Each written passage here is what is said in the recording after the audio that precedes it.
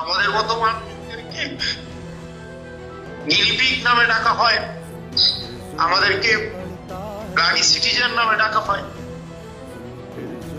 আমাদের সেটা জবাব দেওয়ার সময় আমাদের এই রক্তের উপরে দাঁড় করায় আমাদের এই বাংলাদেশটাকে আর কোন বর্জুয়াদেরকে আমরা তুলে দিব না। আমাদের এই বয়সে আমরা মায়ের কাছে, বাবার কাছে একটা নিরাপদ জীবন আমরা চেয়েছিলাম, কিন্তু আমাদেরকে এখন রাজপথে কোর্টের বারান্দায় আমাদের মৃত্যু পরোয়ানা মাথায় নিয়ে আমাদের চলতে হবে।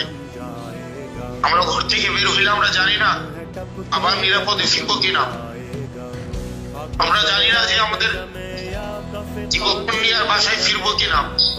সন্তান জানে না তার বাবা তার কোনোদিন ফিরবে কিনা, হাদিভাইয়ের সন্তান কোনোদিন হাদিভাইকে আর ফিরে পাবে না। बिस्मिल पे जमे खून, फिर खून है टपकेगा तो जम जाएगा। जुल्म फिर जुल्म है, बढ़ता है तो मिट जाता है। खून फिर खून है, टपकेगा तो जम जाएगा।